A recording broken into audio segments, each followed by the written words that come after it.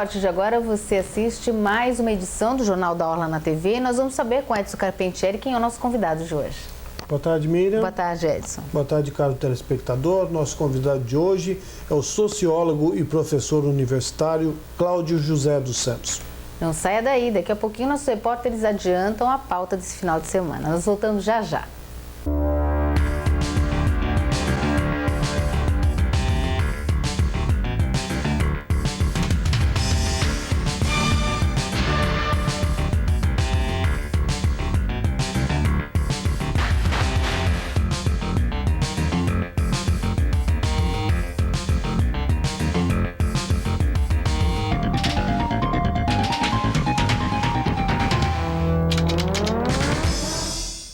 Estamos de volta com o Jornal da Orla na TV. Você acompanha a nossa entrevista agora com o sociólogo e professor universitário Cláudio José dos Santos. Boa tarde, professor. Prazer recebê-lo. Boa tarde, Edson. Um prazer estar aqui com você. Mais uma vez. Mais uma vez. A gente fez muito programa de rádio junto, né, professor? Muito. E era muito bom, né? Uma delícia. Eram debates assim que me ensinaram muito, inclusive. Aprendemos todos juntos. E agora vamos ter que aprender mais uma vez, professor, com essa onda de violência, hein, que assustou o país, deixou todos nós estarrecidos. E agora, professor? Bom, eu acho que é o momento de todos nós, a partir das autoridades, e cada um de nós que vai, nesse ano, no segundo semestre, vai estar atuando, não é, através do voto, de nós pensarmos o nosso país, né? O que está acontecendo, enfim, fazer uma reflexão sobre essa realidade.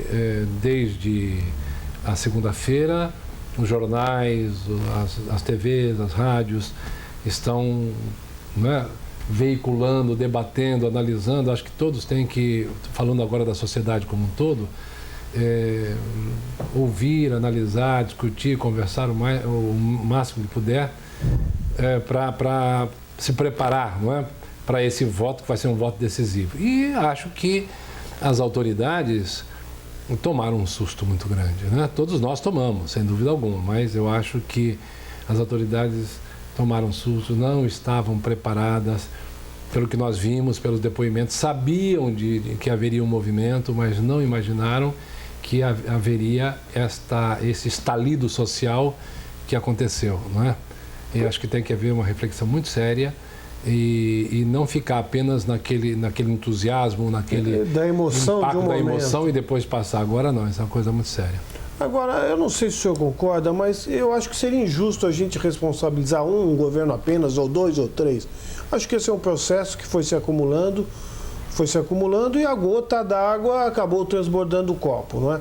Mas acho que a gente pode aprender a partir desse episódio, não é? E buscar soluções mais definitivas, não é?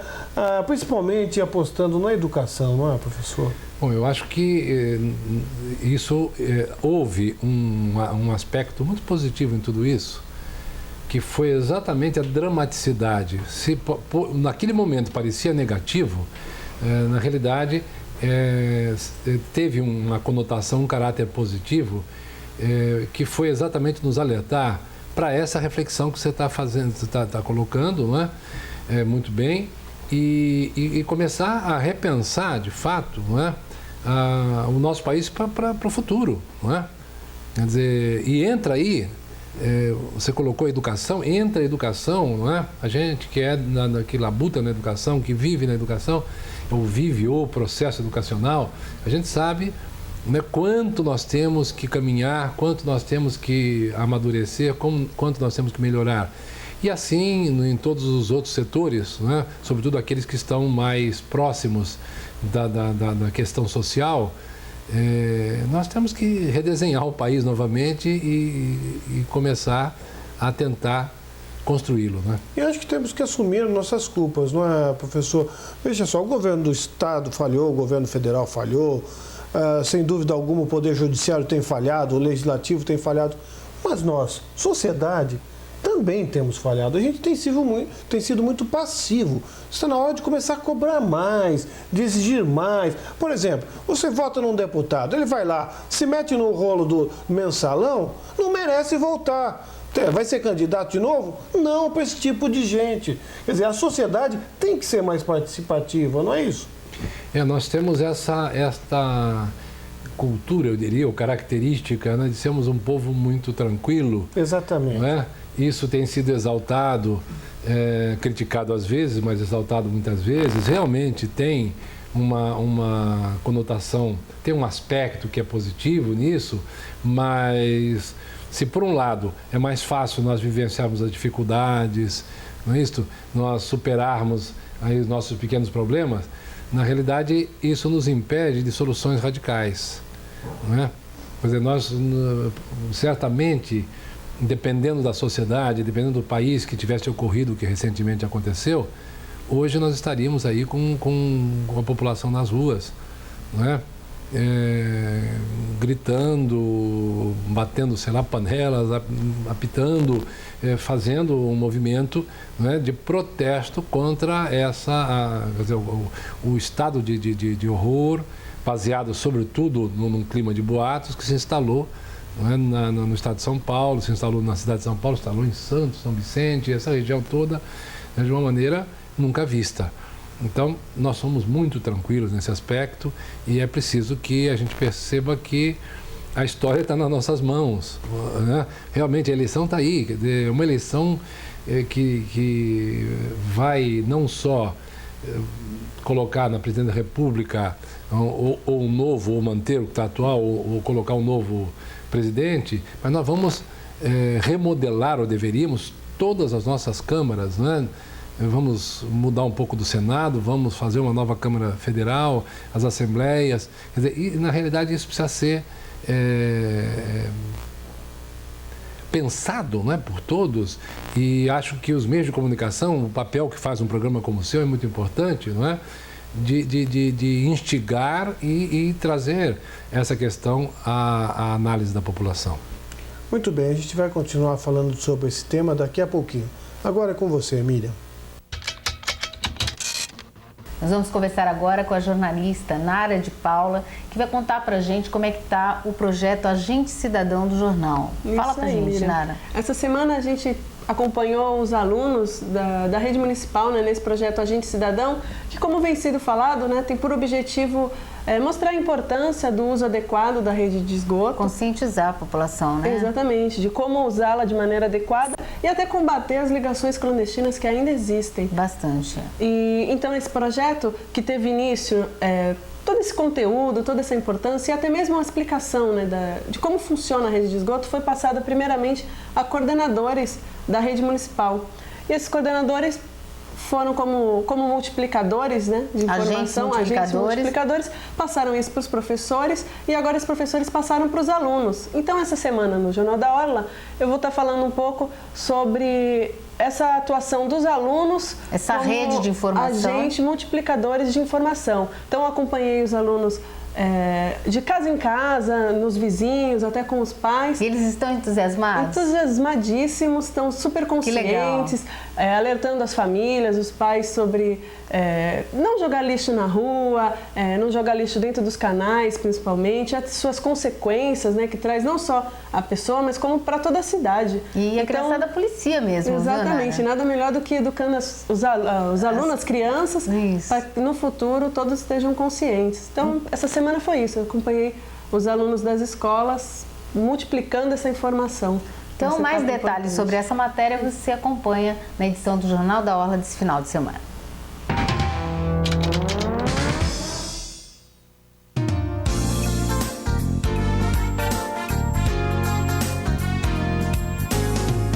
Antena 1. Você precisa de uma dose diária de bom gosto. Sempre é tempo de aprender na Casa Branca Idiomas. Cursos de inglês e espanhol para todas as idades. O número reduzido de alunos na sala de aula faz a nossa diferença. Casa Branca Idiomas. Sempre é tempo de aprender. Se você quer registrar momentos importantes da sua vida, como casamento, aniversário, formatura, batizado ou qualquer outro evento, ligue para a MB Comunicação. Profissionais de televisão farão a filmagem do seu evento e aí sim você vai poder perceber como o olhar de um profissional faz a grande diferença. Imagens inesquecíveis de um jeito bem gostoso de assistir, feitas por quem realmente entende do assunto. Ligue 3231-2587. Você está assistindo o Jornal da Orla na TV, acompanha a nossa entrevista com o sociólogo e professor universitário Cláudio José dos Santos, que está discutindo a questão da violência, essa explosão da violência que deixou o país assim assustado, espantado, não é? Professor, o senhor acha que reflexos psicológicos perante a população terá essa onda de violência e quais as consequências daqui por diante? O senhor acha que o Congresso Nacional, se fala agora em endurecer leis, ouvirá o clamor popular? Bom, notícias de hoje já dão conta, de ontem, mas a cada dia que passa dão conta que eles estão, neste momento, debruçados lá sobre aquela quantidade enorme de projetos que tramitam, vamos dizer assim, ou que trabalham sobre a questão da segurança, não é? A gente espera, de fato, que esses fatos marcantes como foram, os levem a dar continuidade, não é? Ou seja, nós temos aí um ano eleitoral e sabemos que o Congresso terá uma vida curta, no sentido de vida útil curta, não é? Porque já na passagem de semestre, a preocupação vai ser fundamentalmente as campanhas. E o trabalho que tem que ser feito, ele fica em segundo plano, né? Então eu acho que nós, a sociedade, meios de comunicação, as entidades de classe, não é? A universidade, enfim, não é? Todos nós temos que cobrar, não é? Cobrar que esse trabalho seja feito, pelo menos que seja discutido. Não queremos o fato de endurecer, de não endurecer as normas, as regras, é alguma coisa que tem que ser visto no debate. Agora, é fundamental que as autoridades, de fato, como você falou, ouçam o clamor, não é? Que está se instalando, não de forma tão veemente como eu gostaria, mas está se instalando. Ouçam esse clamor e percebam que é o momento de começarmos, a partir deles, inclusive, porque o protagonismo é deles, começarmos a enfrentar essa situação, como algo que é uma chaga, não só o fato que ocorreu, mas o que permitiu que esse fato ocorresse, uma chaga que tem que ser, de fato, cicatrizada e que nós temos que depois fazer uma operação plástica para ter uma outra, realmente temos uma outra face, né? Eu acho, professor, que são duas questões. Não é a questão da violência imediata, que requer leis mais severas, uma ação do Estado de maior investimento na área da segurança e junto, paralelamente, investimentos mais pesados, investimentos de verdade na área de educação, para que as crianças possam ter uma perspectiva de futuro. Porque sem perspectiva de futuro, os jovens são presas fáceis do crime organizado. Eu acho que como vamos dizer assim, aspecto fundamental, causa-mãe de tudo isso, é a nossa profunda desigualdade social. Sem dúvida, Dados de agora, do IBGE, dão conta que de 72 milhões de pessoas no Brasil, se alimentam abaixo daquilo que é determinado pela ração mínima diária da ONU, abaixo, ou seja, passam necessidade e um número menor desse, mas um número muito, muito significativo, passa fome. Então, nós temos uma desigualdade que é das mais terríveis do mundo, se não a mais, das mais terríveis do mundo. E, ao mesmo tempo, vemos a cada trimestre os balanços dos bancos, por exemplo, para pegar os bancos, não são só eles, mas explodindo, tendo lucros nunca vistos. Então, essa desigualdade social, ela é a causa-mãe de tudo isso, não é? Se nós temos aí um movimento, um crime organizado, que é uma das poucas coisas bem organizadas no Brasil, pelo que a gente está vendo agora, pela demonstração que deram, não é? O crime organizado recruta com muita facilidade os seus soldados, os seus Bin Ladens, o que nome tenham, não é? Porque nós temos aí um exército de não empregáveis, não são desempregados a pensão, não empregáveis. Muito bem, a gente continua falando sobre esse tema daqui a pouquinho. Agora é com você, Miriam. Se você está programando a sua próxima viagem, tem que ouvir a dica de Leandro Amaral. Conta pra gente, Leandro. Miriam, agora chegando junho, Corpus Christi, até mesmo a feira de julho, a Serra Gaúcha é muito procurada pelas baixas temperaturas que o inverno tem, as geadas, né, em algumas cidades. E essa semana eu falo sobre Gramado, nas Serras Gaúchas, que além do chocolate, dos cristais que são atrativos na cidade, aliado à neve, ou um dos pontos turísticos da cidade, que é o Portico, que é o portal da cidade. Nessa época fica todo branco, uma cena maravilhosa. E outros pontos turísticos, algumas fábricas, um roteiro que eu vou reservar para quem lê o Jornal da Aula Coluna do Turismo essa semana. Então não perca.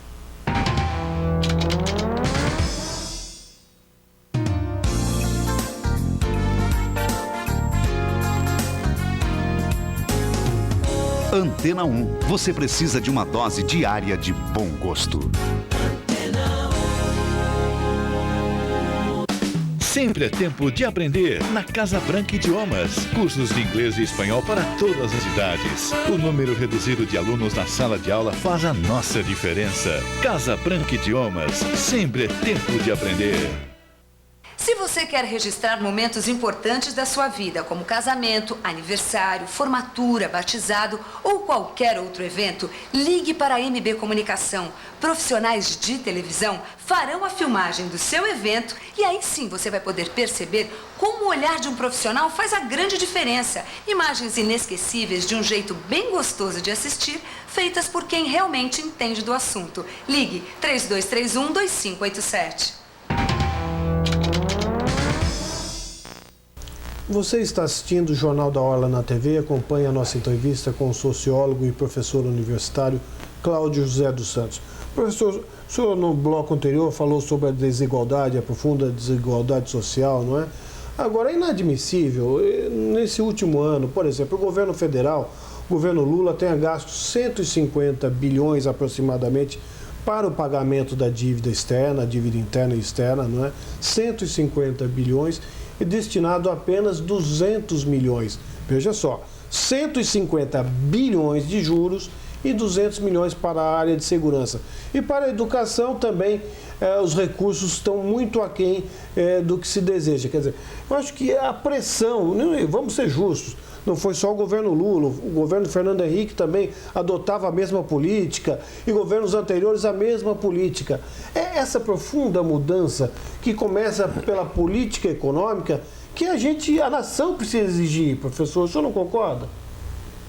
Eu acho que num país, uma nação se faz com seus recursos, não é verdade? Não há como a gente imaginar que um país possa funcionar normalmente se todo o esforço, tudo aquilo que pode, com muita dificuldade, sobrar, é utilizado, por exemplo, para pagamento de dívidas, que são dívidas anteriores, evidente, e longas, mas isso é uma equação. Quer dizer, quando alguém se propõe ser presidente da República, ou se propõe ser ministro, tem que saber que o desafio é esse. É difícil, Eu não queria estar no lugar deles, não queria, por isso eu não me candidatei a presidente da República, não é?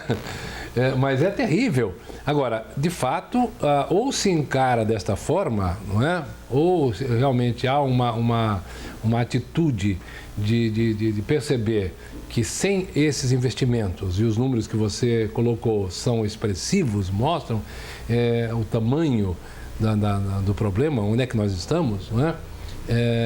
Sem esses investimentos, nós vamos continuar desta forma, vamos continuar patinando, vamos continuar, não é? Caminhando cada vez mais para trás, não é?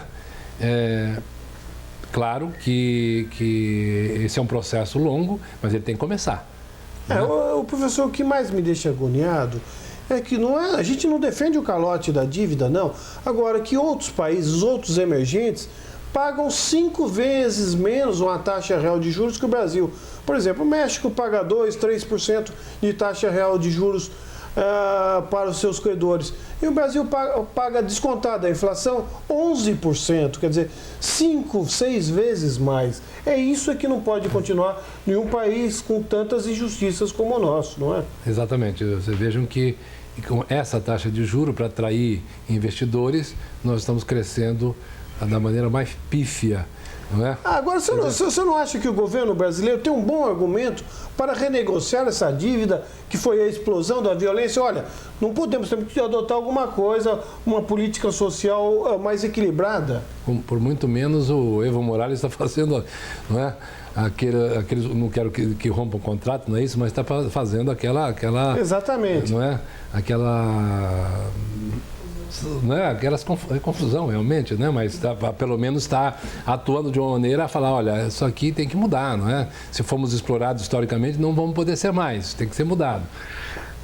Eu acho que é o momento, quer dizer, eu acho que é um argumento forte, sim, não é?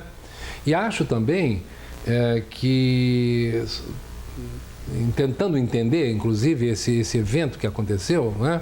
Nós temos hoje uma realidade completamente diferente em relação a acontecimentos semelhantes, vamos dizer assim, ocorridos há tempos atrás. Você viu que há 3, 4 anos atrás tivemos uma coisa semelhante, né? Também comandada pelo mesmo grupo, só que não teve a mesma repercussão social. Sim. Acontece que hoje nós temos, isso não foi avaliado, foi a primeira vez que nós nos deparamos com isso, há toda uma rede nas mãos da população, né, que a comunicação só estava nas mãos dos meios de comunicação. Hoje não. Então nós temos uma rede de celulares, mais de 80 milhões de celulares, transmitindo o tempo todo. Não é? Nós temos a internet transmitindo o tempo todo. Grande parte das notícias que nós vimos veiculadas eram falsas. Não é? E o pavor tomou conta exatamente por essa razão. É uma novidade. Essa rede, ou essas redes, isso é uma novidade completamente.